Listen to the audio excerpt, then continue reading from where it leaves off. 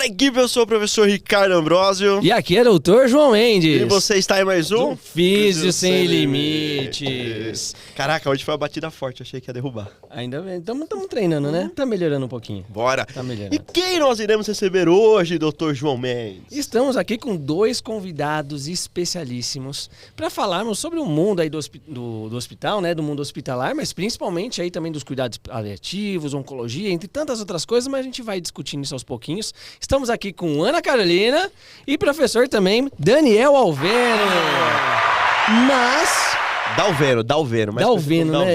Eu sempre achava que o nome dele era Dalveno, mas a gente já vai entrar nesses detalhes e como eu sempre achei que o nome dela era Fisionco, até entender que era Ana Carolina. Mas vamos lá, vamos fazer a apresentação.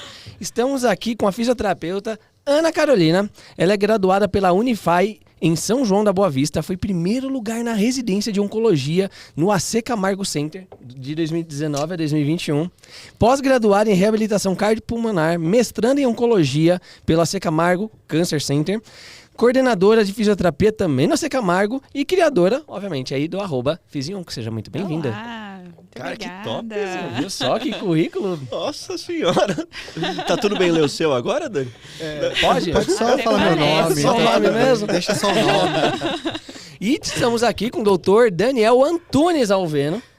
Eu não sabia que tinha esse Antunes. Doutor em Ciências pela Unifesp, mestre em Ciências da Reabilitação pela USP, fisioterapeuta responsável pelo setor de cuidados paliativos do Hospital São Paulo, tutor da residência multiprofissional em urgência e emergência da Unifesp e coordenador da Câmara Técnica de Cuidados Paliativos do CREFITO 3. Bem-vindo, Daniel. Muito obrigado. Uou. Ainda bem que Prazer vocês estar leram o aqui. meu primeiro mesmo.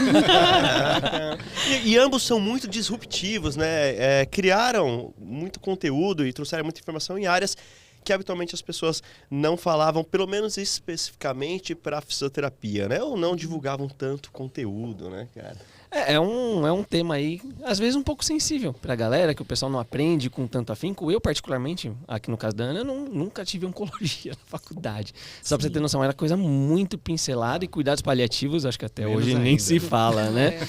E é muito disso que a gente vai trazer, pelo menos nesse primeiro momento, sobre os mitos e as realidades, né? Nesses dois ambientes. Acho que a primeira coisa que a gente tem que pontuar é que quando nós falamos de oncologia e pensamos em casos graves, ou falamos em cuidados paliativos, ou vem algo muito trágico, ou vem algo muito hollywoodiano. É, muito Romântico. romantizado, né? Sabe? Muito... A lista de Becker lá, os últimos pedidos do cara, né? Tudo que a pessoa vai fazer, vou levar ela no jogo de futebol, ou vem aquela destruição total, que a pessoa vai ficar chorando, a família vai ficar chorando e vai ficar lá, né, esperando a derradeira hora É o famoso da 880, morte, né? E como que é, cara? Como que é para um lado, como que é para o outro? O que é hollywoodiano em tudo isso e o que é trágico em tudo isso, tanto em paliativos quanto em oncologia, quando se cruzam ou não? Você quer começar? Pode começar. Olha, eu acho que é muito mito em cima da oncologia como um todo, né? A gente olha para a oncologia, então o paciente com câncer, todo mundo já pensa em tragédia, né? Se fala muito pouco. Hoje a gente acaba tendo uma melhor comunicação sobre isso, mais pessoas falando e botando a cara no sol para falar sobre ter câncer ou tratar a doença, enfim. Mas ainda existe muito tabu em cima disso, né? Então, para quem não trabalha com esse público mesmo, a maioria olha com aquela cara de ai meu Deus, deve ser muito triste isso. Nossa, eu não teria psicológico para trabalhar com isso ou para fazer isso. Ou, às vezes, as próprias pessoas que não são da área da saúde se colocam nessa posição de ai, não tem como. Você é muito corajosa, né? Você é muito corajoso de trabalhar com isso. E, na verdade, não é só isso, né? Até se a gente for olhar, a oncologia, ela tem essas áreas, essas questões de tristeza e de felicidade como qualquer outra área, né? Então, qualquer paciente, qualquer pessoa pode morrer por qualquer tipo de doença. Então, assim, um paciente ortopédico, ele pode sofrer algum trauma, alguma coisa e falecer.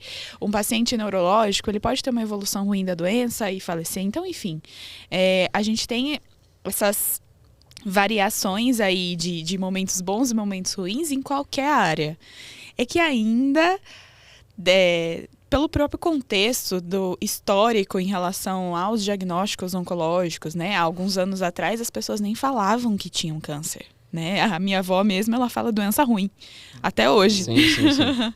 Então, existe muito esse tabu Tem e aí gente que nem acaba fala limitando. a palavra câncer por medo Exatamente. de atrair coisas. Exatamente. Tem Bate gente na que madeira, tivesse... né? Isso, cara, ia ficar... Bate na podcast madeira, inteiro. Deus Sim. me vira essa boca pra lá.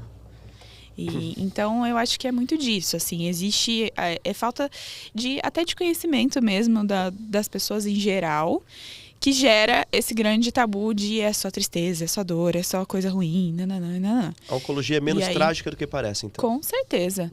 É muito tempo retratado em filmes, né? Séries, Sim. de uma forma, como você mesmo falou, né? Ou muito catastrófico, ou muito hollywoodiano. Isso confunde a cabeça da galera demais. E acho que o que o João começou falando, né? De que a gente não teve isso na graduação. Eu tive saúde da mulher e aí te falava um pouco sobre câncer dentro de saúde da mulher. Também. Bem isso aqui, né? Bem, exatamente. Muito pouco. E aí, dentro de saúde da mulher, que falava isso aqui de câncer, no final, ela às vezes falava assim, bom, aí vai chegar um momento que o paciente vai entrar em cuidados paliativos, aí infelizmente não tem mais nada para fazer. Clássica. Era isso Chegou, aí, isso aí. clássica. Cuidado paliativo era isso aí. Por isso que, enfim, eu só fui conhecer cuidado paliativo depois de 10 anos de formado. Você não tinha mais nada o que fazer? é Não isso? tinha mais nada o que fazer, aí eu fui conhecer. Mas o cuidado paliativo é muito parecido nesse aspecto de que as pessoas se formam sem ter nenhum conhecimento ou algum conhecimento muito raso sobre o que é muito relacionado ao fim de vida. E aí o cuidado paliativo é só introduzido nas últimas horas ou nos últimos dias de vida para a maioria dos profissionais de saúde. E aí ele é sinônimo de morte, né? Na maioria das vezes é isso. E fato é que essa é uma visão muito distorcida do que é cuidado paliativo. Claro que a gente lida com doenças ameaçadoras da vida, claro que a gente lida com muito paciente grave, mas a gente... tem muita gente que me pergunta como é que é trabalhar com a morte. Billy Mandy, a morte fica do seu lado, ou Harry Potter? Eu a falo, morte? cara, eu não Você trabalho tá com a enganado. morte. Eu não sou coveiro, eu não sou agente funerário. Eu imaginei a morte da Turma da Mônica. não, Chegando pra dar bom dia. né? E eu aí, trabalho vamos com fazer gente nosso plantão? viva, enquanto há... É andar com a foice no pescoço. É, tipo isso, cara. É assim que algumas pessoas veem, né, o paliativista. Mas a gente trabalha com pacientes que tem alguma qualidade. Essa frase que você falou é interessante, porque eu já falei coisa parecida. Por que você nunca trabalhou no hospital, João? Porque eu não quero trabalhar com morte, eu quero trabalhar com vida. Por isso que eu tô na ortopedia. Né? A gente é muito louco, porque dentro da cultural. graduação é cultural. É cultural, Né? Eu me vi é muito cultural. tempo, até conhecer você. Aí eu Pô, que passei a bom. mudar. De verdade. Falando aqui, de verdade. Cara, o que foi isso Mas aqui? ela- Tem um corte romântico pra fazer aqui? Corações subindo, Pô, eu fiquei corações. feliz agora. Quer conhecer você? Mas aí vamos falar da visão romântica, né? Existe todo um lado de romantização do processo de fim de vida, né? E eu acho que isso também é necessário, né? Uma das maiores expoentes aí do cuidado paliativo, a doutora Ana Cláudia Quintana Arantes, ela escreve um livro que chama A Morte é um Dia que Vale a Pena Viver, que talvez seja a obra mais conhecida que introduz cuidado paliativo tanto para profissionais de saúde como para público leigo. Uma obra extremamente bem escrita, necessária, mas que acaba muitas vezes levando para um lado só da humanização, que é importante e faz parte do cuidado paliativo.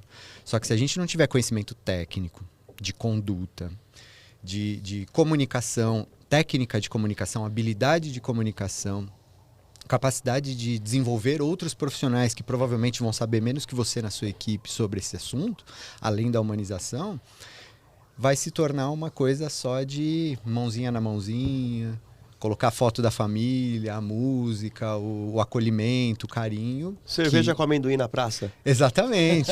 Não, teve esses dias, não teve?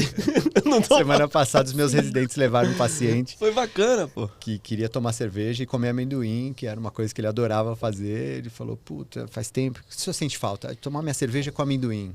Aí os meninos compraram cerveja, amendoim, levaram ele na praça, no meio do feriado, tinha pouca gente lá no hospital.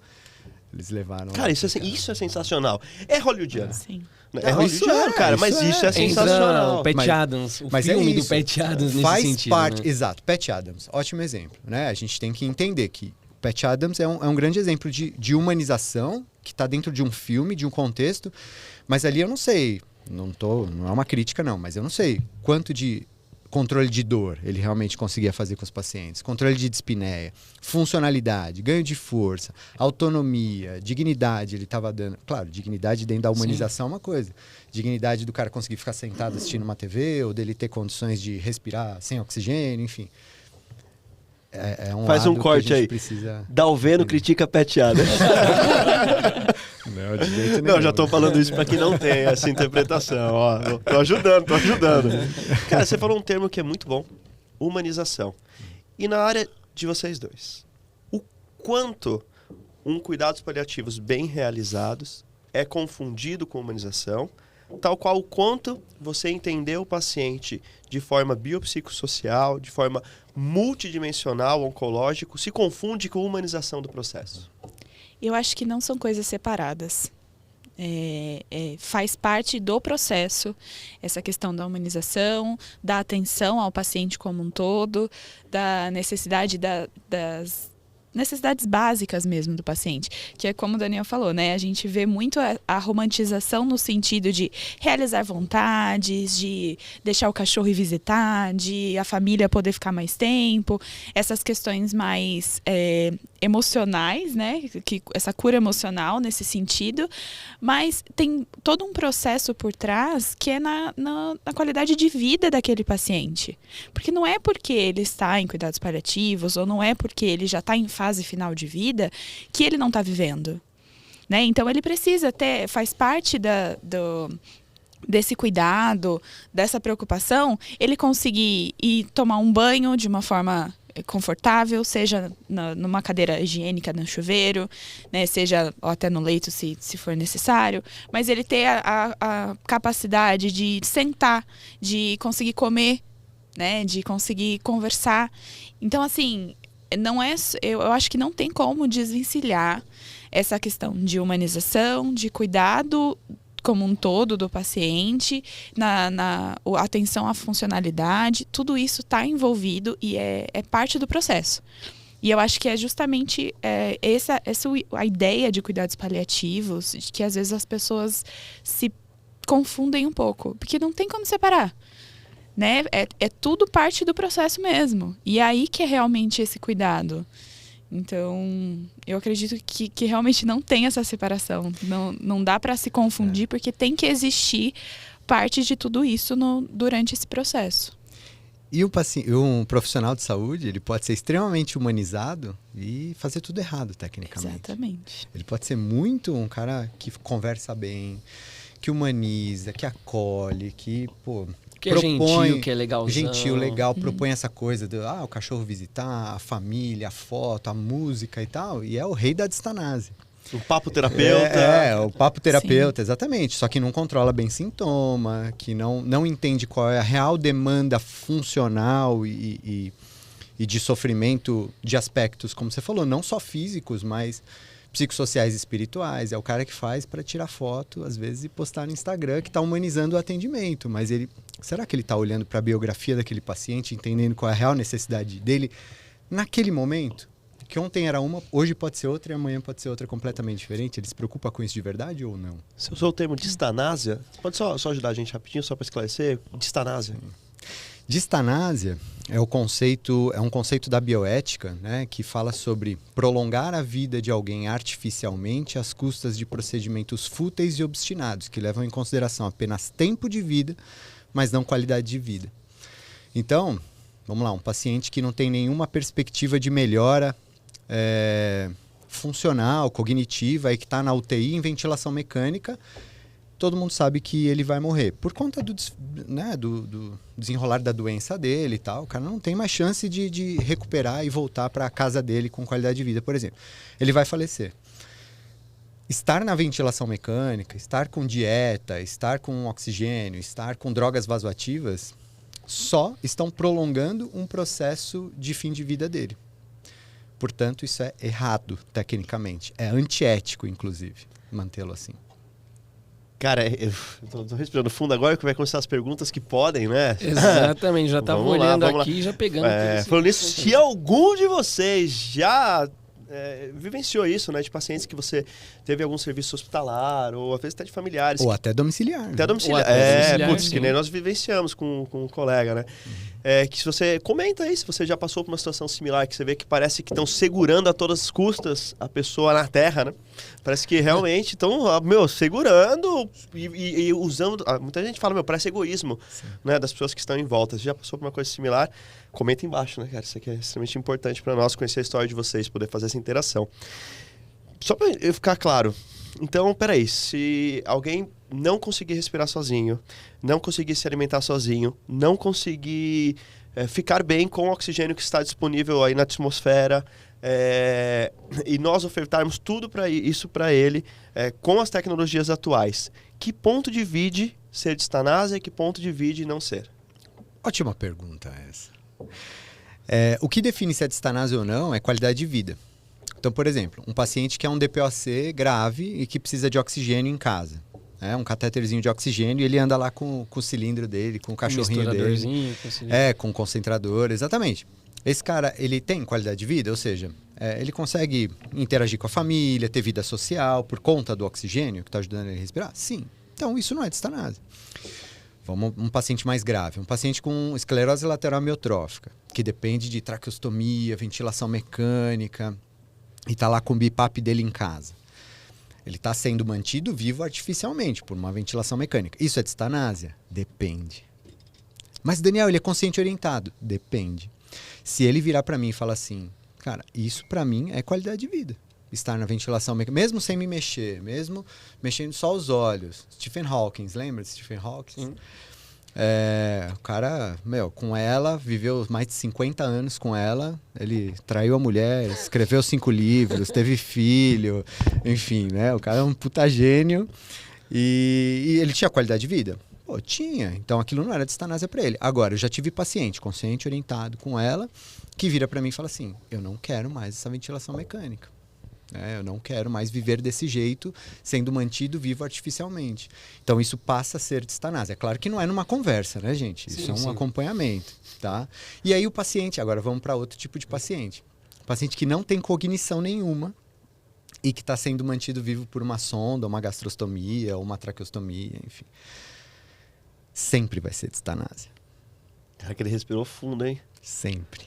Então, quantos e quantos pacientes assim, com demência avançada, estado vegetativo persistente, ou com lesões neurológicas gravíssimas por trauma, ou por AVC, enfim, que a gente vê, ou um câncer, né, uma massa cerebral, que ficam vivendo meses ou anos nessa condição, por conta de uma atitude que às vezes acontece pela falta de treinamento, de conhecimento de uma equipe, ninguém faz isso por mal. Né? Mas que é errada. E isso não é discutível, isso é um fato. Mas agora, então, eu entro numa dúvida minha mesmo. E acredito que quem está assistindo também, mesmo fisioterapeuta ou de qualquer outra área, vai ter a mesma dúvida. Até então, aonde a gente consegue diferenciar você não promover a distanásia e, vou até usar o termo, não sei se está adequado, chegando até perto de uma eutanásia paliativa, não sei se é assim que poderia definir. Bom, eutanásia... O que eu vou conseguir diferenciar? Não quero mais isso. Mas a pessoa está lá, vegetativa. O que eu posso fazer por ela? É isso. No Brasil, eutanásia é crime. Artigo 121 do Código Penal. Crime de homicídio. É como se você tivesse dado um tiro em alguém. O que é eutanásia, rapidinho? Eutanásia é o ato de matar alguém. Ou seja, você, movido por compaixão, porque eutanásia é isso, né? Você tem um paciente lá que está numa condição de doença muito avançada, em muito sofrimento, e aí a equipe ou familiares movidos por compaixão, pena mesmo, de não aguentar ver aquele sofrimento, acabam realizando uma ação com o objetivo de matar o paciente. Então, dá uma medicação para ele para parar o coração, por exemplo, ou para que ele pare de respirar e aí ele tem uma parada cardiorrespiratória por conta disso. Isso no Brasil é crime, não pode fazer. Agora, vamos lá. O paciente está sofrendo uma distanásia por ventilação mecânica, ou dieta, ou droga vasoativa e tudo mais. Retirar a distanásia é, conceitualmente, deixar de prolongar artificialmente e não acelerar o processo de morte. Então, deixar de retardar é completamente diferente de acelerar. Mas se você deixa de retardar, mas não está acelerando, ele não pode entrar em sofrimento? Então, aí é por isso Aonde que o cuidado paliativo ele age no controle de sintomas. Sim, então, eu não posso só tirar a ventilação mecânica e deixar o cara agonizando até morrer. Jamais. Por isso que existem protocolos de controle de dispneia, controle de sintomas, para o cara não sofrer de dor, de falta de ar, de náusea, de sofrimento existencial. Existem vários protocolos que a gente usa para cuidar do sintoma. Mas isso, cara, é a coisa mais avançada dentro do cuidado paliativo. É o que mais leva as pessoas a terem angústias, dúvidas. Na oncologia, então, isso é um grande desafio, né? Sim. Os oncologistas entenderem até que ponto a gente está fazendo distanásia, reverter. Eu tenho uma pergunta pessoal também. Saímos da pauta rápido. Não é não? Tendo em vista que você, Carol, trabalha com o pessoal de onco. Muitas vezes, a primeira descoberta deles de uma doença oncológica ou o primeiro entendimento pós-descoberta, porque isso são coisas diferentes, trazem muitas dúvidas. Como que é? Eles perguntam para você isso, eles falam, pô, eu vou morrer daqui 5 anos, eu não quero sofrer no final, como é que eu posso fazer para não passar por isso no final? Isso acontece? Você consegue preparar esses pacientes? Como é que funciona isso? É super comum, né? O câncer assusta muito. Eu acho que muito é porque, também pelo que a gente acabou de falar, né? É muito pouco falado, é pouco divulgado, as pessoas ainda têm muito receio, muita dúvida, existe um tabu muito grande, então assusta. A minha irmã teve um diagnóstico oncológico. Eu trabalho na oncologia, eu já trabalhava na área, então ela já tinha um certo acesso à minha função, às coisas que eu fazia e tudo mais. E quando ela teve esse diagnóstico, foi um choque absurdo e um desespero surreal, né? Então imagina às vezes uma pessoa que não tem nenhum contato, que não sabe absolutamente nada, que nunca nem conheceu alguém que teve câncer, só sabe daquele, é uma doença que vai evoluir e vai me matar. Né? Então as pessoas ficam realmente desesperadas, a grande maioria, né? E aí elas buscam muito nesses profissionais que estão tendo aquele contato ali, esse suporte. E muitas vezes nós somos esses profissionais de suporte também. Então eu acho que cabe, no mundo ideal, esses pacientes todos deveriam já entrar em cuidados paliativos, né? Desde o diagnóstico. E para que eles já sejam orientados e já tenham um segmento mais tranquilo nesse sentido dentro da doença. E o que, infelizmente, na grande maioria dos serviços não acontece.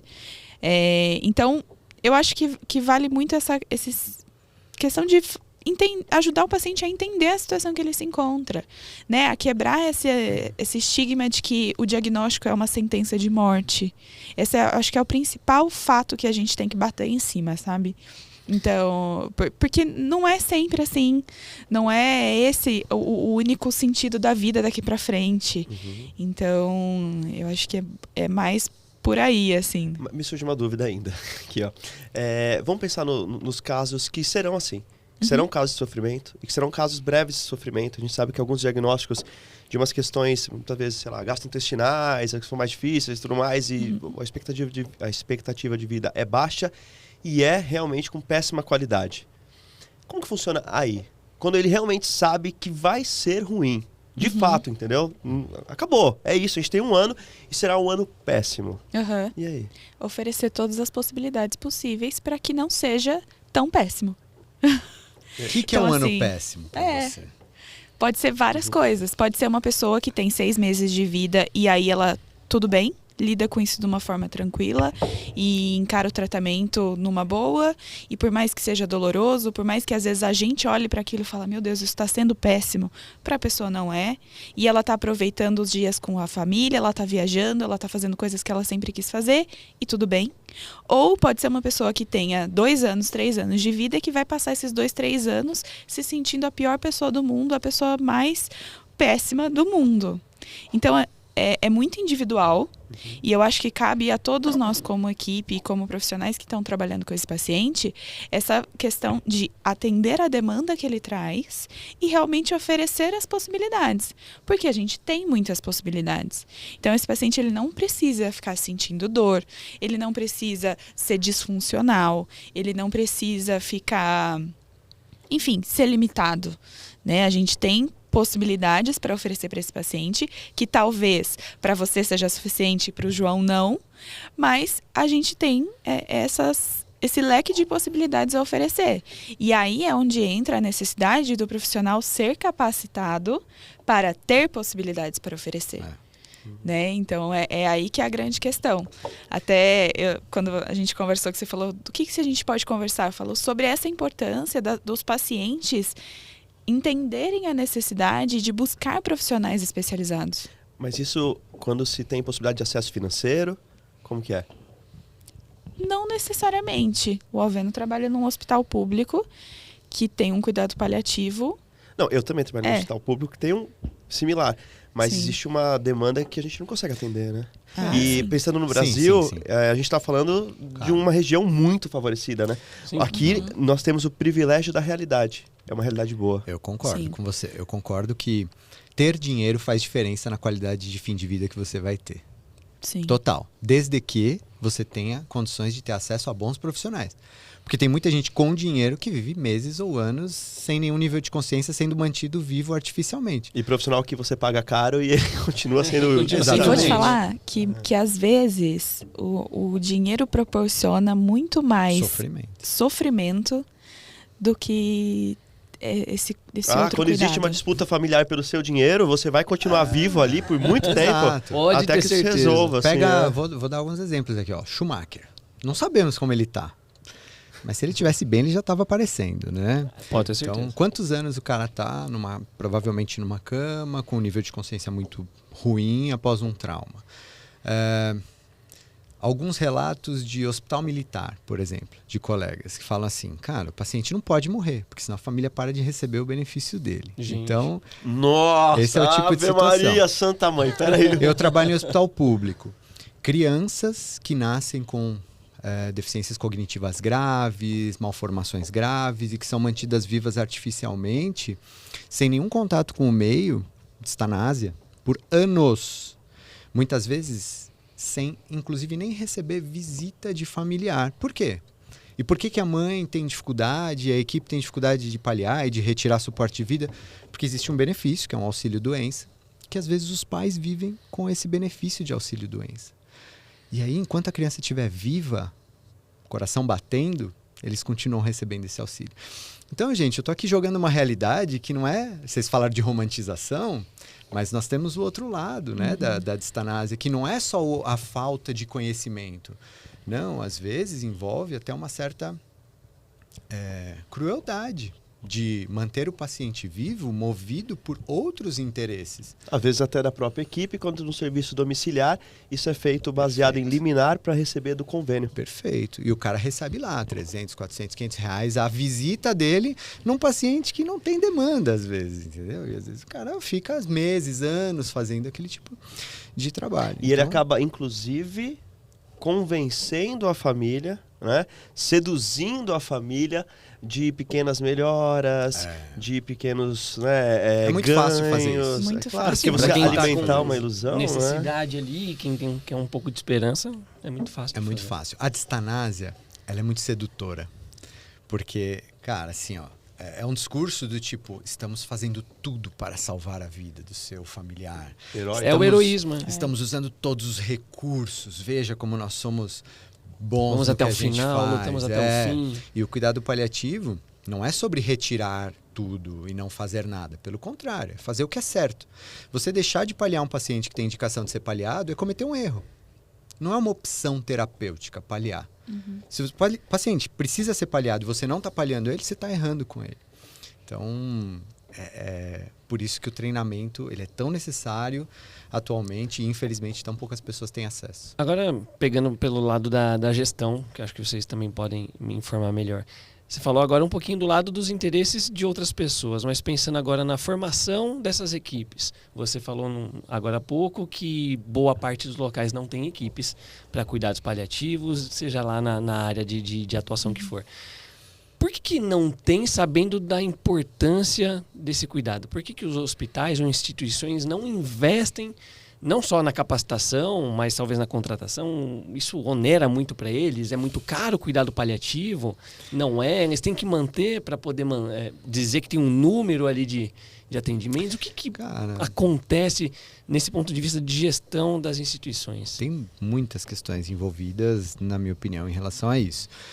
Primeiro que eu sempre olho, eu não vou olhar pelo lado da maldade do ser humano. Eu vou olhar pelas questões técnicas. Todo mundo aqui falou, ninguém teve formação em cuidado paliativo na graduação.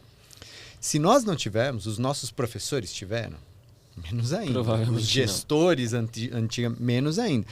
Então não existe esse conhecimento prévio. É uma área que vem crescendo muito nos últimos 5 anos, até, 10 anos para cá. Exagerando 10 anos, tá? Talvez muito nos últimos 5 anos tem se falado muito. A pandemia acelerou, inclusive, esse assunto, esse tema estar em evidência. Muita bobagem foi falada, inclusive até em Senado, sobre isso. Bom, então as pessoas não conhecem. Segundo, a população não conhece. Então ainda existe a cultura de que paliar é desistir, é abandonar, é não fazer. As pessoas, quando vão falar de cuidado paliativo, mesmo com a melhor das intenções do mundo, a Carol falou isso, a comunicação às vezes é sobre, olha, a gente não vai mais fazer a químio, a gente não vai mais mandar para UTI, a gente não vou. E sobra o quê? A família pira, né? Tipo, então você vai fazer o quê pelo meu familiar? Você tá falando que não vai. Ao invés das pessoas focarem no que vai ser feito, elas focam no que não vai ser feito. Isso é um erro de comunicação, é um erro técnico. Você perguntou se isso é mais caro. Pelo contrário, talvez seja a capacitação mais barata que o hospital. É só conhecimento. É só contratar pessoas para treinar. E usar o que já tem. E usar o que já tem. Você não precisa de uma grande máquina, você não precisa de um grande recurso tecnológico, você não precisa de um grande espaço, você não precisa nada. Vai parar de usar muitas coisas. Exatamente. Quanto de custa? Reduz os custos. Vamos lá. Um dia de UTI, de 20 a 30 mil reais por mês. Um dia de enfermaria, que é para onde o paciente iria, em torno de 10 vezes menos do que isso. Em torno de 2 a 3 mil reais por dia. É que não sai do nosso bolso, né? Ou sai do SUS, ou sai do nosso plano de saúde, enfim, na maioria das vezes. Existe um terceiro conceito que no Brasil não existe. Existe muito pouco, que é o conceito de hóspice para pacientes em fim de vida. O que é isso? Hóspice é um local, surgiu na década de 60 com Cicely Saunders lá na Inglaterra, em Londres, e ela criou um conceito que é o seguinte, é um local para onde pacientes em terminalidade têm indicação de ir. O que é um paciente em terminalidade? Paciente que tem um prognóstico inferior a 6 meses de sobrevida. Então, é um local com um serviço muito próximo do serviço hospitalar, só que ele tem muito mais cara de hotel do que de hospital, né? Então ele tenta humanizar o ambiente. A família muitas vezes pode estar junto com o paciente 24 horas e tal. Uma equipe altamente treinada em cuidados paliativos para cuidar desse paciente nos últimos 6 meses de vida. Então essa é a grande diferença da instituição de longa permanência. O cara com 6, normalmente a permanência é menos de 2 meses lá. E aí esse paciente vai para lá para viver os seus últimos dias de vida, para ter seus sintomas bem controlados, não só físicos, psicossociais e espirituais. No Brasil não tem esse conceito. Mas quanto custa um hóspice particular no Brasil hoje? 30 mil reais por mês, mais ou menos. Baratinho, né? Nossa, que caro! Cara, eu falei que a enfermaria custa 3 por dia. Então ele custa 3 vezes menos que o paciente estar numa enfermaria, se fosse pagar no particular. O problema é que no Brasil a gente tem pouquíssimos lugares vinculados a operadoras de saúde ou SUS, né? SUS existe alguns leitos e tal. Então, a gente precisaria de mais hóspices. E por que os hóspices não são públicos, né? Se isso desonera tanto o sistema de saúde, não é? Podia ser pelo SUS, né? Não é? Pô, e aí tem uma outra discussão que é não dá voto fazer hóspice. Imagina um político em campanha prometendo que vai construir. Eu vou construir, se eu ganhar para a prefeitura ou para o governo do estado, eu vou construir 20 hóspices aqui. A população sabe o que é hóspice? Hospício, vai ser hospício, 20 hospícios. Exatamente, não sabe o que é hóspice. Mas vou inaugurar 100 leitos novos, não sei. Exatamente, aí é que tá. Aí você vai explicar o que é hóspice. A população não sabe o que é hóspice. Espera aí que eu vou explicar para vocês. É um local onde os pacientes em terminalidade vão para serem cuidados no fim de vida. Já tá matando a gente. Porra! Não tem hospital e você vai não tem hospital para manter vivo e você quer construir um lugar para as pessoas morrerem. É um depósito de gente, entende? Então a cultura precisa ser modificada em muitos âmbitos para que a gente chegue ainda num sistema, né? Quando eu falo sistematização de serviços de saúde, onde o cuidado paliativo passa a ser o óbvio, o natural. Hoje, a distanásia é o óbvio, o natural, infelizmente. Uma coisa boa. A pauta já foi há muito tempo atrás, a gente não vai seguir essa linha acabou, mais, né? pode fechar isso aí. Carol, ele falou de um conceito bacana, porque a citação que ele fez foi da pessoa que gerou o conceito de dor total. Né? Que é um conceito que eu gosto bastante, uma vez que eu trabalho bastante na parte de dor crônica. Inclusive, a gente tem lá o pessoal com dor oncológica. Como que você lida, eu não sei se você pega também esses pacientes, mas como que é essa questão de dor oncológica nos pacientes? Você tem bastante experiência nisso? Como que você vê isso? Você consegue antecipar essa possibilidade? É um medo dos pacientes a dor ou o medo a morte de fato? Como que é? Eu acho que também é, né? Ninguém se sente feliz sentindo dor. Imagina uma dor de difícil controle, uma dor provocada por algo que você não consegue simplesmente tirar, né? Não é uma dor de cabeça que você toma um remédio e melhorou. Amanhã você já não tem mais ela. Então, eu acho que existe assim uma dificuldade mesmo para os pacientes lidarem com isso. E eu acho também que falta um pouco, às vezes até de trabalho multiprofissional para lidar com esses pacientes. Né? Então, infelizmente, a gente ainda tem dificuldade de controlar mesmo a dor desses pacientes. Né? Então, como fisioterapeuta, a gente acaba trabalhando muito voltando para a questão da funcionalidade, do quanto a gente pode trabalhar com esse paciente independe do quadro dele, né? Então, dentro das possibilidades que ele tem. Mas a gente encontra também muita resistência, às vezes, do paciente quanto a isso, né? Então, uma pessoa com dor, ela dificilmente é colaborativa, ela está disposta, ela quer fazer alguma coisa, né? Então, tem toda...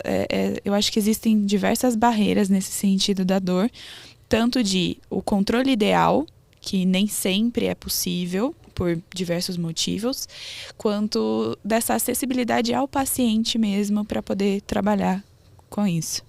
Né? Então, é uma questão muito mais complexa do que... Porque é muito individual também, né? Então, tem pacientes que vão estar com que tem aquela dor intensa, que é uma dor absurda, só que mesmo assim ele vai e faz tudo e consegue fazer as atividades e quer fazer outras coisas. E tem pacientes que não, que às vezes a dor dele é totalmente limitante, que ele não adere a nenhuma das propostas estabelecidas ali. Então, eu acho que existe bastante essa dificuldade também, sabe? Eu não sei como que é no setor que você trabalha, se vocês encontram isso por ser um setor específico de dor, mas como no hospital ali que acaba atendendo o geral, né, o paciente ele às vezes não está ali especificamente para tratar a dor oncológica. Então, existe muito essa limitação também.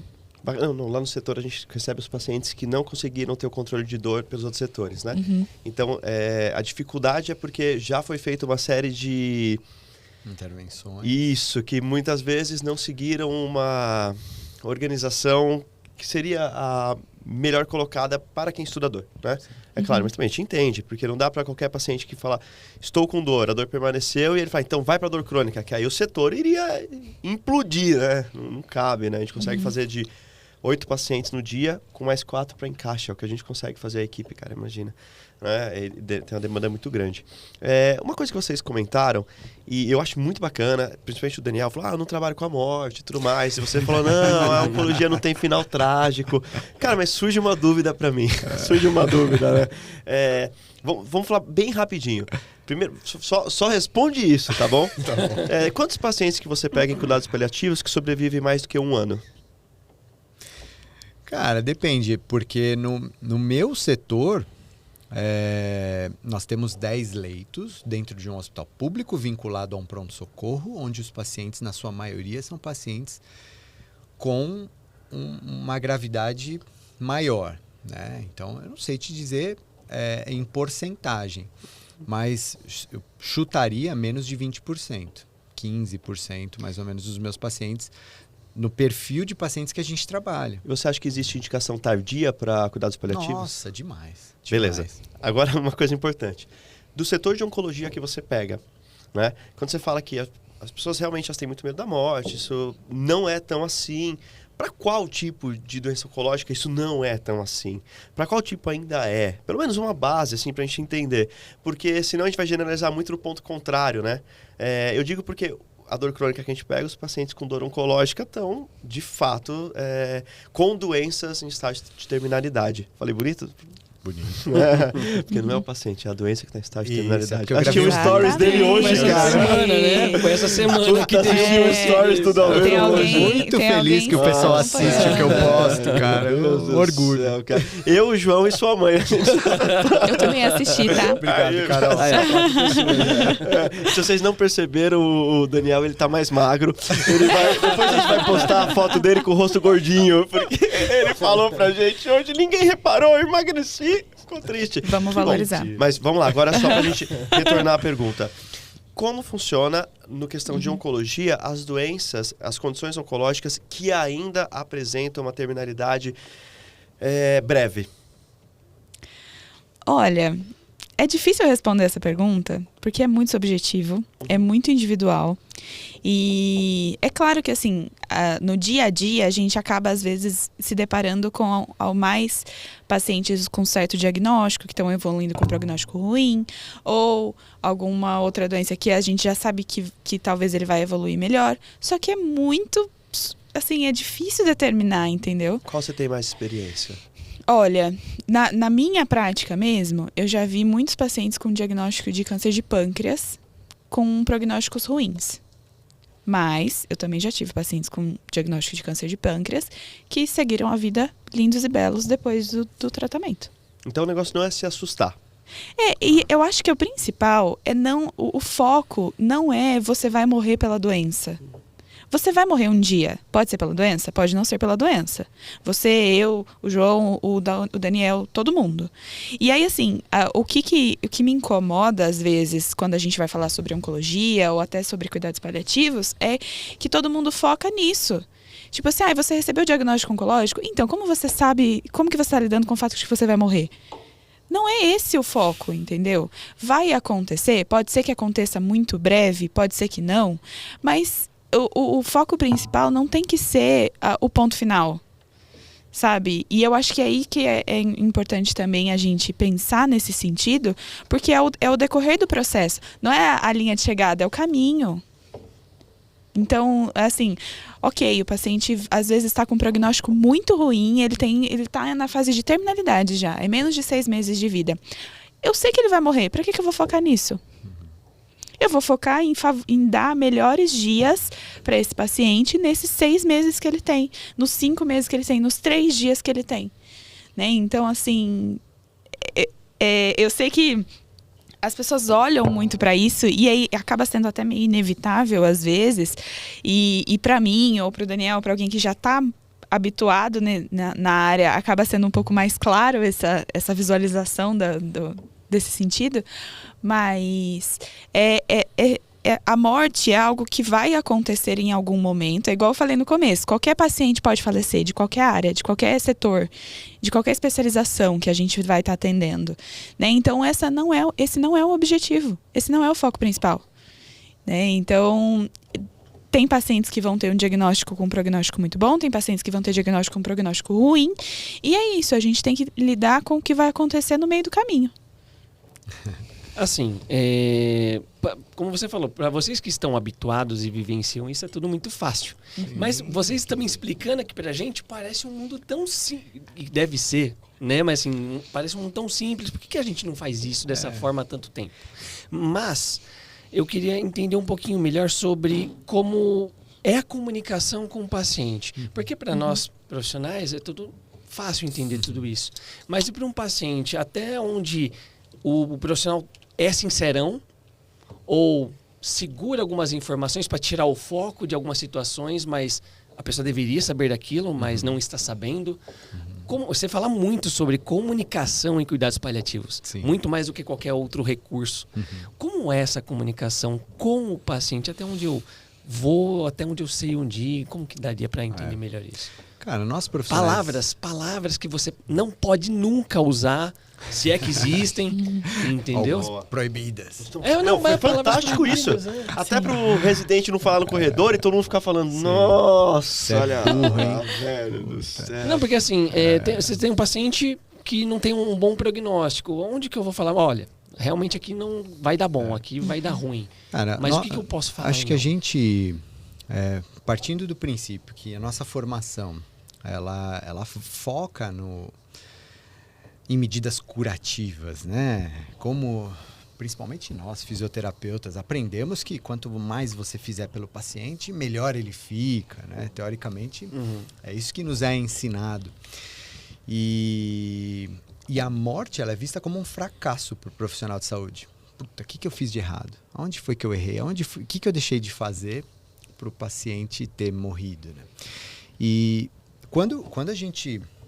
É uma mudança de perspectiva mesmo, né? Então, como a Carol falou, a gente entende que a morte é algo natural. Mais de 80% das pessoas vai morrer de uma doença crônica, ou seja, uma morte anunciada, que você sabe que está entrando muitas vezes num processo de fim de vida pelo avanço da doença de maneira inevitável.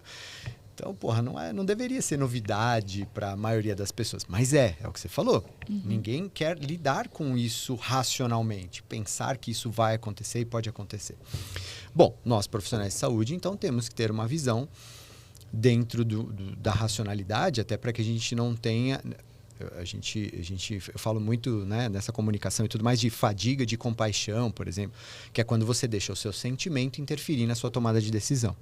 Quando o seu paciente se torna muito querido para você, a ponto de você falar, não vou nem tocar nesse assunto. Ele piorou, mas tem um elefante branco na sala, mas não vamos nem falar sobre ele aqui agora, né? Ou o contrário até, aquele paciente que é muito chato, a família é muito demandante e tal, e que você acaba interferindo negativamente, ou até fazendo a mais porque a família está te enchendo tanto o saco. Bom, agora vamos... mas não é real ele começou a falar baixinho. A família tá te enchendo. A família... Ué, não é? Quem nunca passou por isso? Velho, não, porque tem que fazer, tem que aspirar, tem que mobilizar, tem que... E aí você fala, mas não tem indicação de fazer isso. Bom, enfim. Vamos para a comunicação, então. Você tem que ser... eu falei tudo isso para contextualizar. Você tem que omitir informações? Não. Você tem que ser o sincerão? Jogar tudo na cara. Você sabe que você vai morrer, né? Você sabe que você não tem mais jeito, viu? Também não. Então, a comunicação assertiva, ela parte do princípio de que você não é nem agressivo e nem passivo. Muito menos passivo-agressivo. Cara, mas isso é muito difícil. É muito difícil. Não, eu já tô ouvindo. Por isso que é técnico. É a prática, né? Só pode ser. É por isso que não pode depender de um dom divino, da sua... Existe treinamento para isso? Lógico, com certeza. E onde você consegue esse treinamento de comunicação? Não, cara, pra dor... mas você sabe que eu dou treinamento de comunicação para dor crônica. Sim. Porque exatamente, cara, as pessoas não conseguem por causa disso. Exatamente. E como que é? Então, por exemplo, você nunca... Por exemplo, uma frase, você perguntou, frase ou expressões proibidas dentro do cuidado paliativo. Não tem mais nada para fazer. Isso é uma palavra, isso é um termo proibido dentro do cuidado paliativo. Porque se você está falando isso, cara, você é incompetente. Se você está dizendo que não tem mais nada para fazer, por que você está cuidando dessa pessoa? Não precisa falar se você conhece alguém ou não, mas se você já ouviu isso, só põe um foguinho aqui. Hashtag incompetente, põe aqui. A partir do momento quem não ouviu que isso, você pô? Se você está dizendo não tem mais nada para fazer, você está cuidando desse paciente por quê? Então, não existe cura para a sua doença, ou a sua doença está em evolução. Mas a gente está aqui cuidando da sua dor, cuidando da sua falta de ar, cuidando de outros aspectos psíquicos, emocionais, espirituais, que podem te trazer mais qualidade de vida no tempo que lhe resta, como a Carol falou. Então, peraí, isso não é nada? O que você está dizendo que é nada é tudo que aquele paciente precisa. É que a gente tende a relacionar, fazer algo com cura, com o paciente estar andando, funcional, né, e realizando as tarefas que ele fazia há 10 anos atrás, há 5 anos atrás, e que agora não são mais possíveis. Mas o que é possível? Você sabe o que é possível para ele? Se você não sabe, de novo, talvez você não tenha ainda aquela competência para cuidar desse tipo de paciente. O ideal seria ter alguém competente para fazê-lo. E na onco? que é proibido de ser dito? Eu acho que acaba seguindo a mesma linha. Não tem uma coisa muito específica. Mas peraí, existe uma proibição da família. Eu não quero que você conte pro meu filho, que é menor de 18 anos, que ele tem uma doença terminal. Isso Ou acontece. até pra uma pessoa mais velha, não conte Isso pra ela tem que ela tá nome. assim. Isso chama cerco do silêncio ou conspiração do silêncio. Outra coisa que é antiética e poucas pessoas sabem, né? Eu até no meu doutorado foi uma das perguntas que eu fiz pros médicos avaliados, né? Se uma família dissesse para você, não conta o diagnóstico para um paciente consciente orientado, você concordaria com a família ou você explicaria que não, é direito do paciente saber? Cara, 1/3 dos médicos responderam, não, se a família não quer que eu conte, eu não vou contar. Cara, isso está no código de ética médico, que é proibido. Primeiro, o paciente tem direito de saber tudo sobre sua doença, né, o diagnóstico, o prognóstico e tratamento. Paciente que tenha que seja tutelado, não sei, né, que tenha um curador, que tenha, enfim, independente daquele paciente que não goza mais de seus direitos civis. Vamos lá. É só para entender isso, que eu não sei. Independente se ele é criança. O paciente que é autônomo, né? O paciente autônomo, então maior de idade e que tenha cognição preservada. Se ele disser, eu quero saber tudo, a gente tem que contar tudo para ele.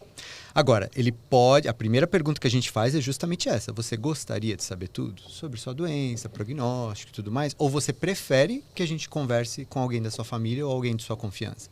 Ele pode nomear um procurador de saúde. Ou um tutor, ou normalmente a gente chama de mandato duradouro dentro da diretiva antecipada de vontade, ou procurador de saúde, ou procurador de cuidados de saúde. Olha, eu quero que você fale com a minha esposa ou com a minha irmã sobre isso. Beleza. Então, ela vai receber todas as notícias. Se em algum momento você quiser saber, você pode perguntar pra gente. Isso é uma coisa. Crianças e pessoas que não têm mais cognição e que já estão sendo tutoradas, né, por outras pessoas. Aí a gente tem que conversar com um responsável legal por essa pessoa. Aí sim. Mas, claro, se o paciente pedir para contar, a gente conversa com o familiar responsável e a gente sempre vai na direção de contar. Como que é isso, Lonão? Isso é muito comum na pediatria mesmo. É onde a gente acaba vendo mais. Existem casos, né, dessa questão de não... Às vezes, até do próprio paciente, eu não quero saber. Então, se você tem alguma coisa importante, alguma notícia para dar, você fala com a minha esposa, você fala com a minha mãe, mas eu não quero saber. Tem algumas pessoas que optam por isso. Eu já tive pacientes nessa condição. Mas é muito comum, às vezes, na pediatria, muitas vezes até por medo dos pais, né, da criança não entender o processo e o porquê daquilo, enfim. Então, acaba sendo comum. E a gente segue essa diretiva, né? Então, se o paciente ele tem um tutor ou ele tem um responsável nesse sentido, acaba seguindo essa diretiva definida mesmo pelo responsável.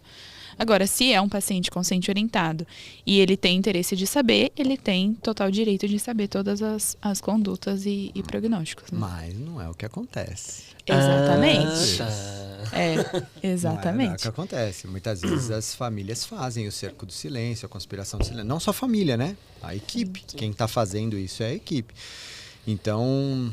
Cara, a gente busca conscientizar, né? De que você fazer isso, você está tirando, às vezes, do paciente a possibilidade dele se planejar, dele viver mais intensamente o tempo que lhe resta, dele entender que a doença dele vai avançar nos próximos meses e que talvez hoje o que ele consegue fazer, daqui 2, 3 meses ele não consiga mais. Uhum. Então, se ele tiver um desejo para realizar hoje, eu tive um paciente que queria entrar no casamento da filha andando. E aí ele perguntou, quanto tempo de vida eu tenho? Teoricamente, o prognóstico era de 6 meses. Ele falou, que bom, minha filha casa daqui 6 meses. Aí a gente falou, peraí, mas daqui 6 meses você não vai estar como você está hoje. Então, foi muito importante ele saber uma expectativa de prognóstico para que ele pudesse conversar com a filha. E a filha antecipou injusto, o casamento. Né? Às e aí vezes ela casou em 30 dias. É injusto com o próprio paciente você limitar essa informação. Né? Igual esse caso que o Alvino falou, se você chega pro paciente e fala 6 meses, tudo bem. Aí daqui 6 meses ele não consegue entrar no casamento, ele tá frustrado, a família tá frustrada, ou às vezes ele nem tá mais lá. Então, é injusto. E realmente, assim, no mundo ideal, a gente espera que fosse assim, né? Mas existem casos, e eu mesmo já presenciei casos de um paciente que a família impediu certas pessoas da equipe de trabalharem com aquele paciente por conta dessa proibição. Tipo, olha, eu não quero que fale para ele sobre o prognóstico. E aí alguém da equipe vai e comenta, porque o paciente pergunta, e olha, essa pessoa aqui da equipe, eu não quero mais que atenda ele. Mas aí falta uma cooperação da equipe, de falar assim, não, peraí, vamos lá, vamos organizar isso aqui. O paciente tem direito de saber, e é antiético a gente não contar. Então você tem 2 opções. Estar com a gente enquanto a gente for contar, ou a gente conta sozinho, e depois vocês vêm. Ou a terceira opção, vai lá porque nós já contamos. Tô brincando. Mas é difícil. A gente, às vezes, dentro da oncologia, dentro do cuidado paliativo, falta isso. Falta você ser mais assertivo, direto. E isso acaba tirando até a confiança dos familiares no profissional. Quando você é muito cheio de rodeio, você não sabe muito bem o que falar, você mostra insegurança com a situação, a família começa a ter muito mais desconfiança sobre o seu atendimento. Quando você se mostra seguro, determinado, coeso nas suas condutas, por mais duro que seja o que você está falando, por mais triste que seja o que você está falando, a família fala, opa, peraí, eles sabem o que eles estão fazendo. Cara, eu tenho uma pergunta muito importante agora. Tá, vamos lá, mas o que o físio pode fazer nisso? Em tudo isso. Vamos lá, vamos pensar aqui na onco primeiro, tá? Tá. Você tá no hospital, é um paciente adulto, que gosta de todos os seus direitos civis, totalmente bem cognitivo, e a família tá fazendo, não quer que ele saiba do diagnóstico, de nenhuma forma, ou pelo menos do prognóstico, na verdade, o diagnóstico ele vai saber, e você como fisioterapeuta tá no hospital, e ele pergunta pra você, como que é a equipe? Ela tá treinada pra isso? Ela tem uma diretriz pra isso? Como que funciona? E o que você pode fazer de fato? Na realidade, no dia a dia, claro, muito, assim, algo conversado em equipe mesmo, né? Então, se é um caso... A gente toma muito cuidado sempre de não ultrapassar barreiras de outros profissionais, né? Então, por exemplo, para falar sobre a quimioterapia, não me cabe falar sobre o tratamento de quimioterapia desse paciente. Para falar sobre a cirurgia em si, sobre o procedimento cirúrgico, não me cabe, né? Então, eu posso conversar com o meu paciente, orientá-lo, esclarecer as dúvidas dele referente às minhas condutas, aos meus objetivos como fisioterapeuta, às possibilidades que eu posso oferecer para ele durante esse tratamento. E é isso. Mas ele pode perguntar uma coisa. E essa é uma pergunta que vai evitar que você rodeie um pouco mais. Eu estava até pensando em perguntar. Tá, ele te pergunta assim, e por quanto mais tempo você acha que eu vou andar? Porque uma oncologia de membros inferiores, tem uma série de coisas de coluna. Uma das coisas que eu acho que eu mais falo nessa vida é depende. Depende.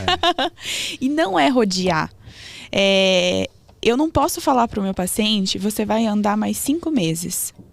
E se ele não andar em 5 meses, o que eu faço? Mas existe uma perspectiva de um padrão daquelas doenças que segue uma normativa. Normalmente, o curso natural da doença ele é assim.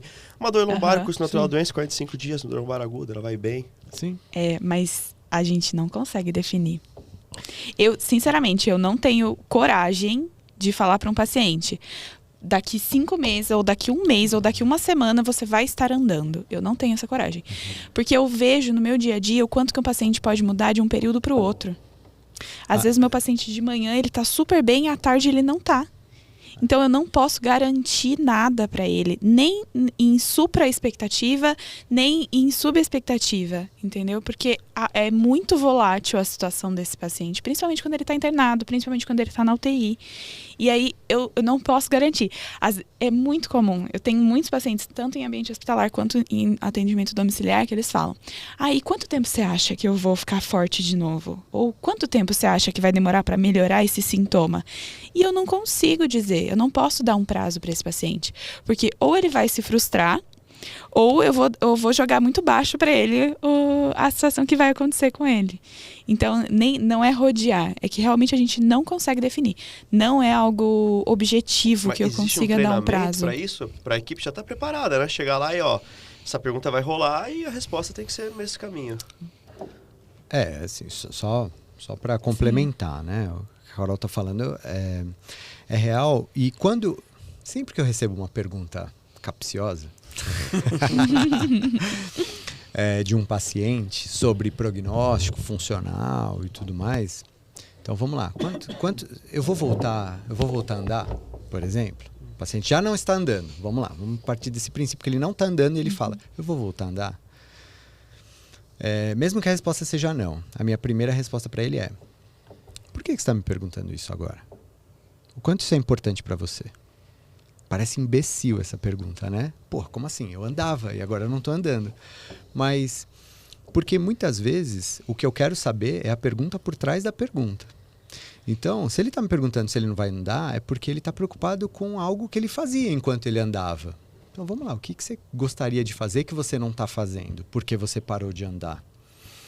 E aí, porque eu queria voltar a, poder sair, dirigir, fazer as coisas que eu fazia com a minha família e tudo mais.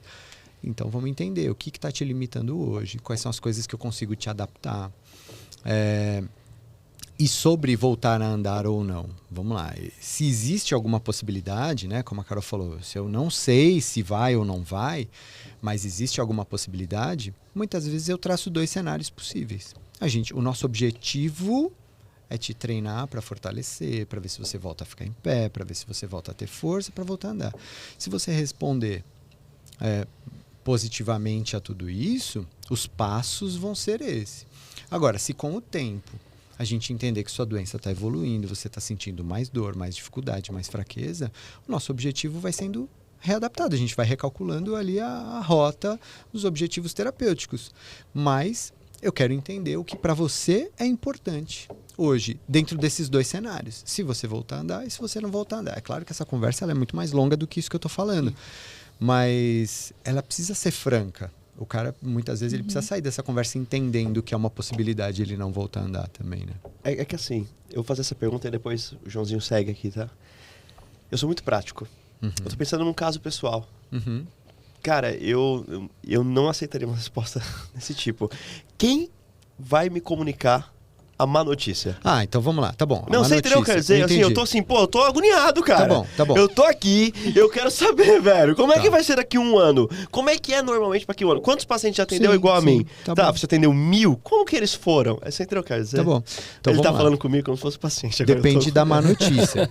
É como a Carol falou. Se eu tô falando de um prognóstico, de um diagnóstico médico, eu não posso. Se o médico ainda não falou sobre aquilo com o meu paciente, eu não posso falar para ele, eticamente. Qual que define aí? Aí, por exemplo, quimioterapia, cirurgia.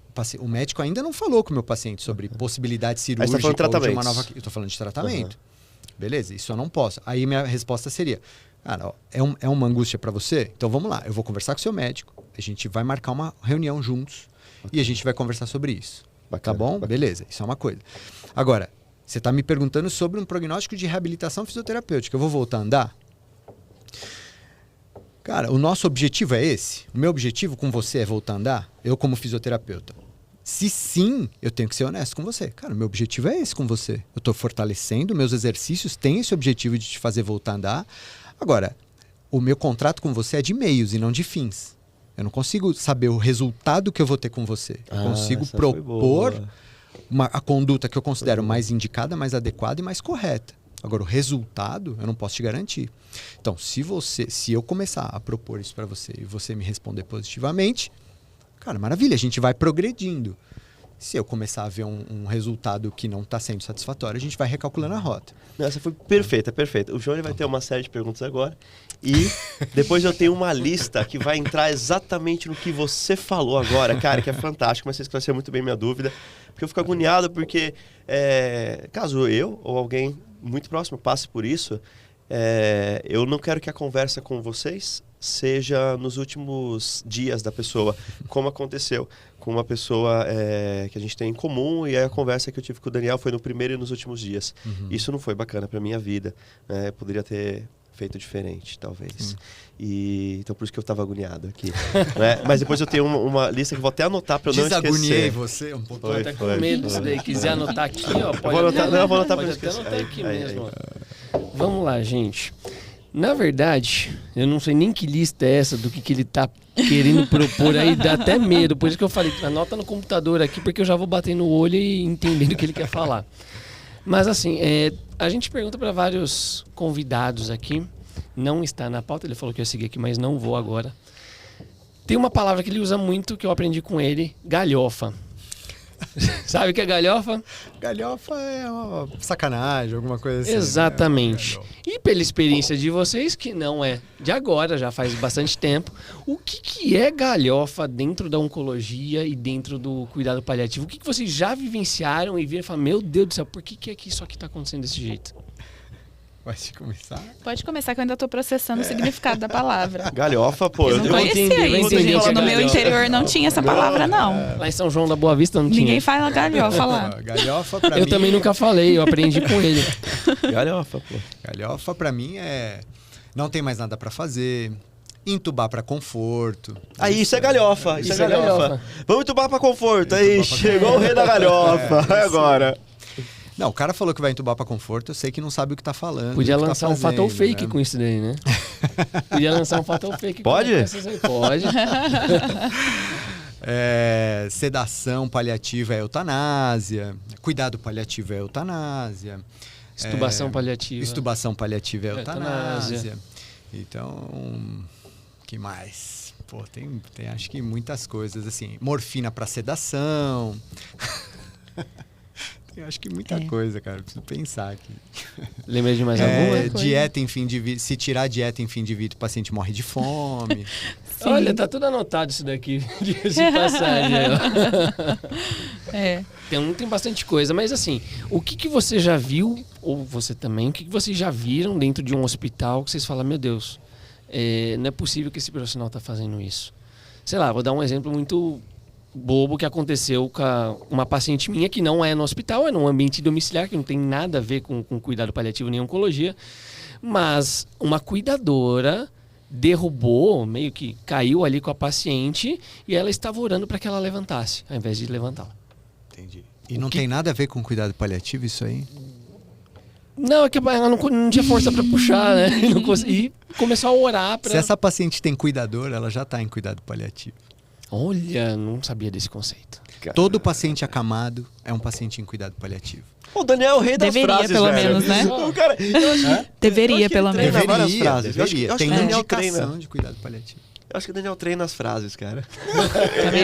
Tem uma cola aqui embaixo, ó. Velho, é tudo gostoso assim. Não, eu tô só sacaneando, mas o João, que faz atendimento particular em predominantemente pacientes ortopédicos, com questões neurológicas também, cara, você atende muito paciente em cuidado paliativo. Você atende paciente com demência, você atende paciente com sequela de AVC, você atende paciente com esclerose múltipla, você atende paciente em cuidado paliativo.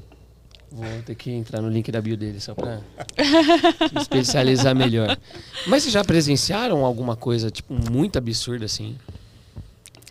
Ah, quer falar? Pode falar. Deixa eu pegar uma lista aqui. Então o negócio é grande. Vai ter mais, hein? Não, eu acho que assim, ó, o que mais me deixa frustrada, às vezes, em ver a atuação de alguns profissionais, é o descuidado que eles têm.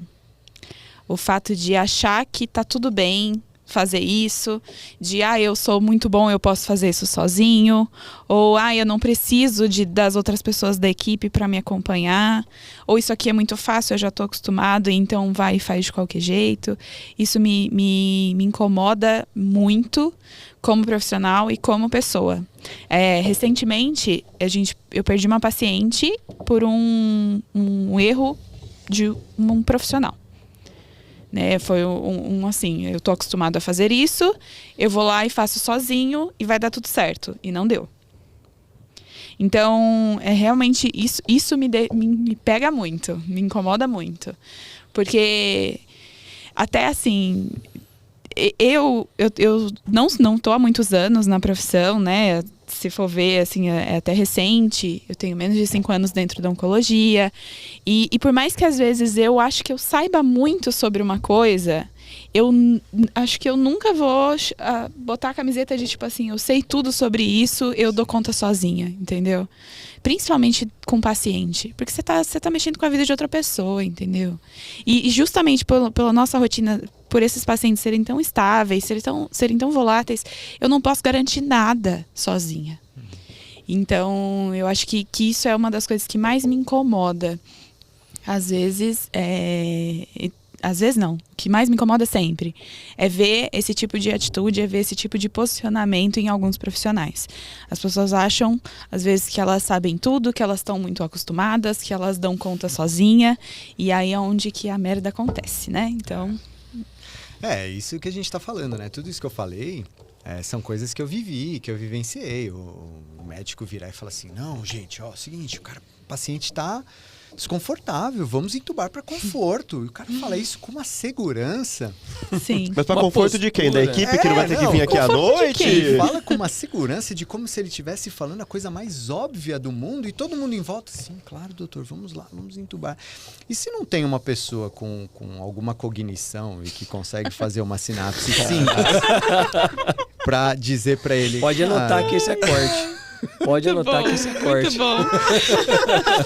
Para dizer para ele, doutor, esse paciente está falecendo. Como que você vai entubar ele para conforto? Você está me dizendo, então, que você vai botar um tubo na garganta dele, deixar ele lá com um tubo na garganta, com a ventilação jogando ar para dentro dele, amarrado num leito. Vai invadir de outras formas, porque nunca é só um tubo. Nunca é só um tubo. Vem uma sonda vesical, vem um acesso central, vem uma UTI, vem droga vasoativa, vem antibiótico. Você está me dizendo que isso é conforto de fim de vida, então. Então, assim, é uma conversa, eu estou brincando aqui, mas ela é uma conversa que ela tem que acontecer de forma muito horizontal. Já teve que peitar alguém? Claro, isso sempre. Mas eu não chamo de peitar. Educar. Cara, exatamente, eu chamo de educar, porque eu sempre parto do princípio que as pessoas não fazem isso por mal. Elas fazem isso porque elas são ignorantes. Elas já aprenderam. Ignorantes no sentido de exatamente, de falta de conhecimento. Então, elas não são malvadas. Eu sou malvadão, então eu vou entubar esse paciente. Não, elas fazem isso porque, elas nunca tiveram esse tipo de olhar, esse tipo de treinamento. Elas aprenderam que a intubação é para conforto. Então, você precisa... Como o Ricardo falou, você precisa educar esse profissional e aí é que vem a dificuldade do cuidado paliativo. Como isso tudo é muito contraintuitivo, você precisa ter muito argumento. Você precisa argumentar de forma muito profunda, porque se você estiver no raso, ele é raso. Se você estiver raso também, ele vai prevalecer sempre. Agora, a partir do momento que ele... dentro do que você está mostrando para ele vê sentido no que você está dizendo, do ponto de vista fisiopatológico, do ponto de vista de indicação de procedimento, de contraindicação de procedimento, o cara, no mínimo, você vai pôr uma pulguinha atrás da orelha dele. Agora eu vou dar uma puxada na parte de educação, já que a gente também entrou nessa questão. Pensando agora como uma coordenação de câmara técnica dentro do CREFITO 3, de cuidados paliativos, como que pode contribuir para a formação dos futuros profissionais e de quem já é profissional, até onde aí a câmara técnica pode atuar dessa forma? E também qual seria a função da câmara técnica? Boa pergunta. A função da câmara técnica é justamente trazer esse tipo de amparo para os profissionais que têm dúvidas, né, no dia a dia com seus pacientes. Então, o CREFITO pode receber perguntas. Eu vi que vocês fizeram a entrevista com o Rafael Ferres, né, do Dr. Rafael. Inclusive, muito legal o podcast. E vocês podem, todo fisioterapeuta pode mandar pergunta para o CREFITO. Essa pergunta vai ser direcionada para a Câmara Técnica e a gente vai responder essa pergunta. Mas, em linhas gerais, a Câmara Técnica também tem função, e é uma coisa que a gente tem feito, de discutir e montar alguns roteiros, alguns documentos para trazer mais clareza e segurança na tomada de decisão do fisioterapeuta. Tem muita coisa que a maioria das pessoas não sabem. Essa questão, uma das coisas que a gente está vendo agora, oxigênio, é função do fisioterapeuta falar sobre retirada de oxigênio, não é? Na minha visão, já que é um manejo nosso da prática. Mas sozinho ele pode fazer isso? Na minha opinião, não. Sempre em discussão com a equipe médica. Porque é uma conduta compartilhada, não é uma conduta exclusiva do fisioterapeuta. Mas até sobre ventilação mecânica invasiva, o fisioterapeuta tem que entender que é papel dele também participar da conversa multiprofissional para dizer, esse paciente não tem indicação de ser mantido, ou, cara, vamos entubar esse paciente. Uma coisa que eu queria falar aqui, aproveitar, né, o espaço do podcast, é dizer que nada é proibido em cuidado paliativo. A gente pode entubar um paciente em cuidado paliativo? Pode. A gente pode mandar para UTI, fazer droga vasoativa, cirurgias, quimioterapia, radioterapia. Tudo é possível, desde que exista alguma possibilidade dele sair daquela condição com autonomia, funcionalidade, qualidade de vida e dignidade. E se reduzir a progressão da perda?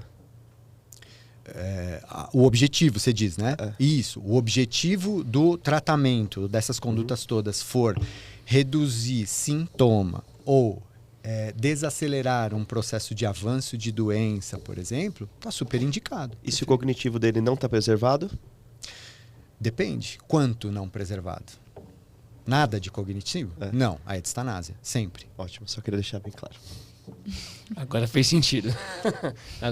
Mas assim, existe algum projeto, pensando também já na Câmara Técnica, de levar alguma coisa para o MEC, para isso fazer parte obrigatoriamente das graduações, já que é uma coisa tão falha desde a base do fisioterapeuta? É uma utopia ou seria possível? Não é uma utopia, não. Até pela falta, entre aspas, de profissionais ainda que estão se especializando nessa temática. É, na verdade, um sonho. Não é uma utopia, é um sonho. Do jeito que as faculdades estão agora... Não sei se eu estou vivo para ver isso. Essa é a pergunta. É o mesmo professor que dá aula de 50 matérias? Então, esse é um problema. Por esse o questionamento. Mas é um sonho, mas não é um sonho tão impossível, porque a medicina conseguiu.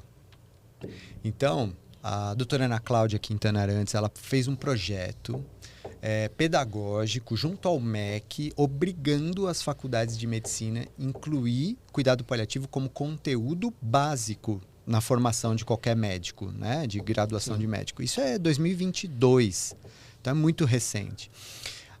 O cuidado paliativo é uma especialidade dentro da medicina.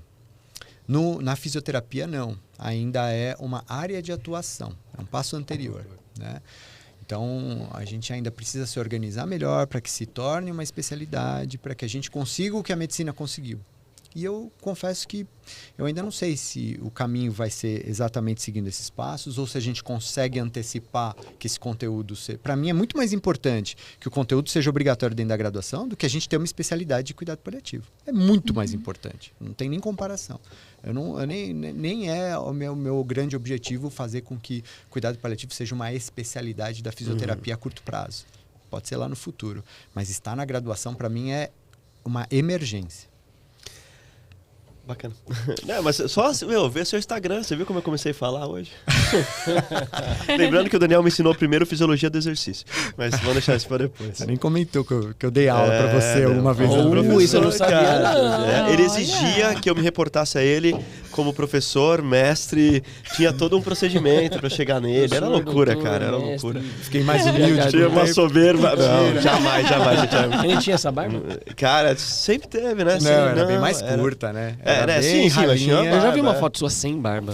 Na Covid eu fiz essa bobagem de cara, tirar a barba. Ele era fantástico. Nunca mais. Foi muito bom. Fizemos a mesma faculdade. Muito legal. Depois a gente se encontrou dando aula em Brasília, acho que foi uma coisa assim, né? E aí começou. Vamos lá, essa é uma pergunta para ambos, mas acho que a Carol pode responder primeiro. Quais são as maiores bizarrices que você já escutou dos pacientes que foram tentados a ser convencidos de terapias em momentos vulneráveis por pessoas que prometiam resultado? Pílulas milagrosas. Pílulas milagrosas. Isso Nossa. Tem muito. Tem pessoa que viaja, muito, né? Muito. Eu não sei, eu não caracterizaria como algo errado no sentido de terapias alternativas. Porque eu acho que vem muito do que a pessoa acredita e o quanto aquilo faz bem para ela. Né? Então, eu tenho uma paciente, por exemplo, que faz uma terapia, eu não sei se eu vou falar o nome certo, mas é com um médico indígena. Então é um... Xamã. Mas eles não chamam ele de xamã, por isso que eu não usei o termo. Eu não usei o termo porque eles não chamam de xamã, é um médico indigenista. E então ela toma uma série de óleos lá de sei lá do que ela também não sabe, não tem uma especificação, e faz uma dieta seguindo as orientações específicas desse médico, e enfim. Eu não sei se isso funciona de verdade, não sei o quanto isso faz bem realmente para ela, mas ela acredita que faz bem, e ok, no meu ponto de vista. E o mais importante, ele não interfere na terapia. Essa é a pergunta que eu ia fazer. Não interfere ou não. na terapia médica realmente ali, né? Na quimioterapia, na cirurgia, na rádio, enfim, na imuno. Então, eu não considero errado ou algo que seja ilusionista, desde que não ultrapasse esse limite, né? Mas existe muito. Então, existe os benzimentos, isso eu já vi muito, né? Essas cirurgias espirituais. Cirurgias espirituais. As pílulas são um clássico. Aí, o fato de penitências. Também eu já vi muito, que acaba entrando no... Envolvida a religiosidade, né? Acaba entrando num caso ali de religiosidade, às vezes de culpa, de sentimento de culpa, muito envolvido. Então, tem muitas coisas, assim.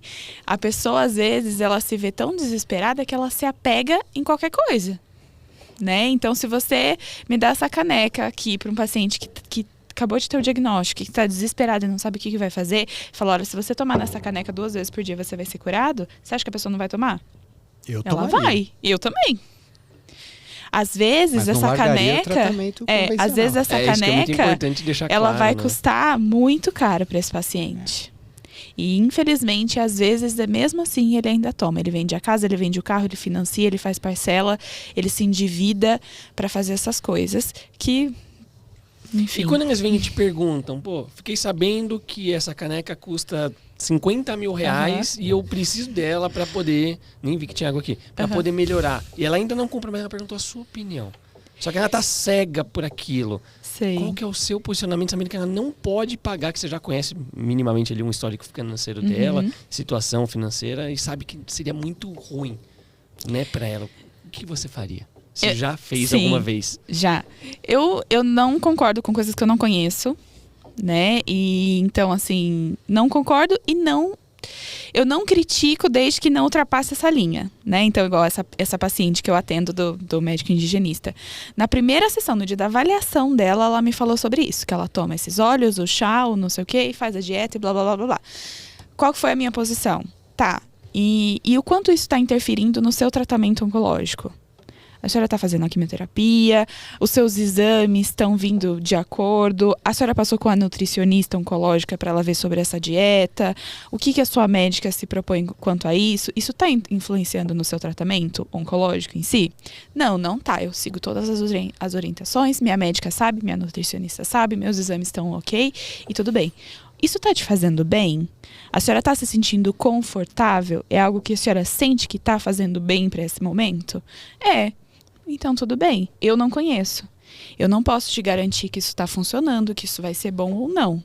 Mas desde que isso não esteja influenciando no seu tratamento e a senhora esteja se sentindo bem, enfim, tá tudo rolando numa boa, ok. Eu não me sinto no direito de falar para a pessoa também, olha, não toma nessa caneca porque isso não vai funcionar, não. Porque às vezes é algo tão subconsciente placebo, né? Que vai funcionar. O efeito placebo tem efeito. Sim, existe. Muito. Mas não podemos contar com ele. Exatamente. Não podemos vendê-lo. Não podemos vendê-lo. Não, E outra coisa, essa cara. grande questão. Marcelo Rezende.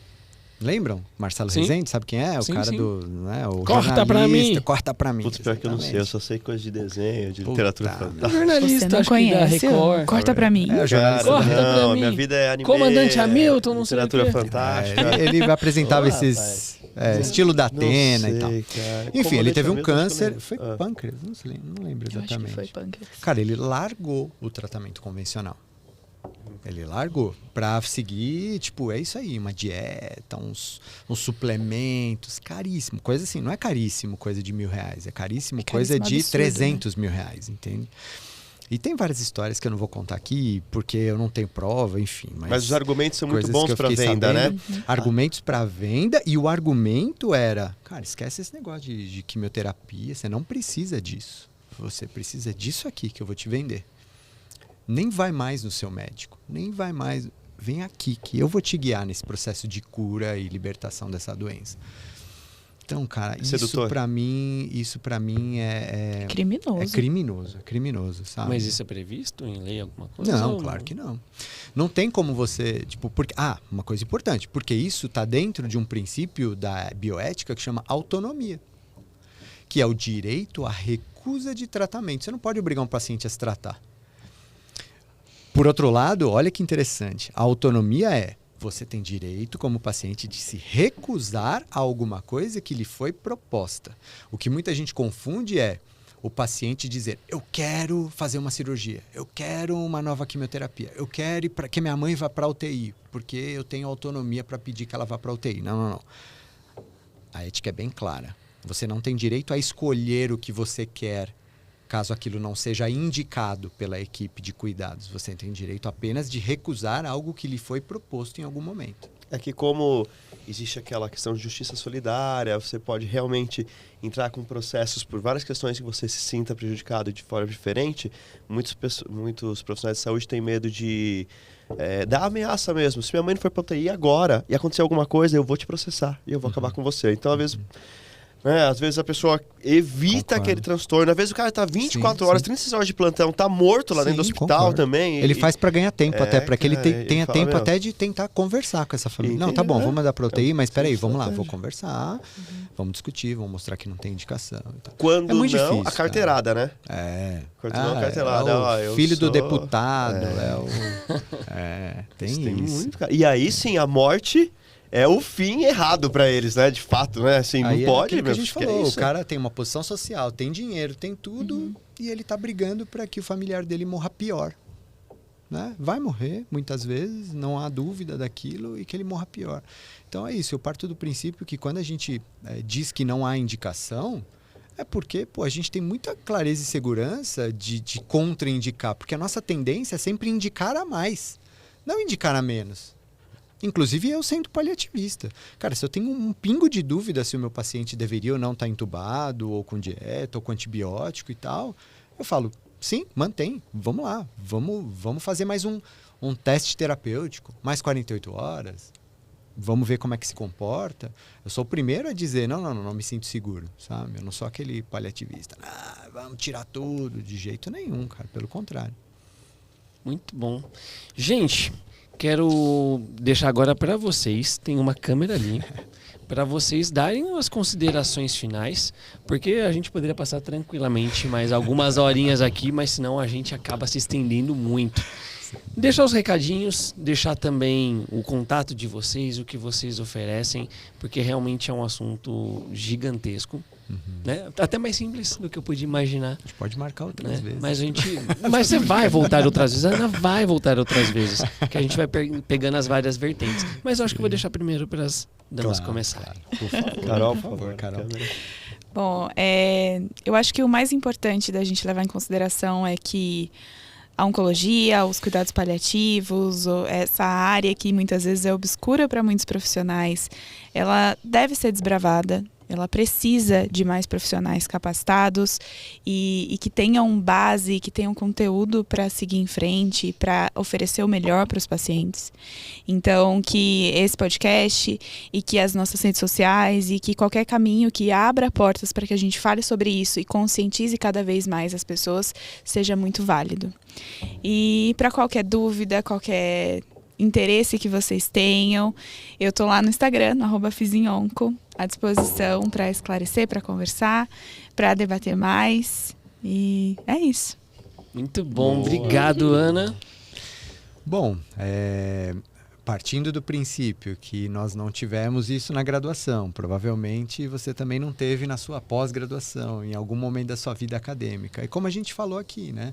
Cuidado paliativo tem uma aplicação enorme na onco, mas também no atendimento de pacientes com distúrbios neurológicos, geriátricos, hepatopatas, cardiopatas, nefropatas, pneumopatas, enfim. Então, qualquer paciente que tenha doença ameaçadora da vida em qualquer âmbito. Então, eu acho que é um olhar que o fisioterapeuta que atenda esse tipo de paciente precisa se capacitar minimamente. Né? E, então, também deixo o meu Instagram, @adalveno, à disposição. Tem um curso de fisioterapia em cuidados paliativos, que é um curso que eu vou abrir nova turma esse ano ainda. Tem uma mentoria em cuidados paliativos. Se você tem um projeto, quer aprender mais, quer poder discutir caso comigo no dia a dia, reuniões online, ao vivo, WhatsApp e tal. Um programa bem legal que eu também vou abrir inscrição ainda esse ano. E tem a pós-graduação multiprofissional em cuidados paliativos também, além de treinamentos, consultorias aí que eu faço presencialmente também. Então, manda uma mensagem lá no Instagram que a gente não tem desculpa para não se capacitar em cuidados paliativos comigo aqui. Vou te mandar uma mensagem. Por favor. Eu também. Eu já vou mandar o direct lá para você. Eu vou chamar ele para várias... Eu vou me capacitando ao longo do processo. 8 podcasts. Eu vou ver lá inventário das aulas, aula 1, aula 2, e eu vou pôr os temas do podcast. Entendi a sua jogada. Você viu só que ligeiro? E esse foi então mais um Físio Sem Limites. Valeu, equipe. Não esquece, curte o vídeo, compartilha o print, manda pros amigos, manda pra todo mundo e a gente espera na próxima. Comenta o que vocês acharam aqui. É isso aí. Valeu. Obrigado, gente. Obrigada, gente.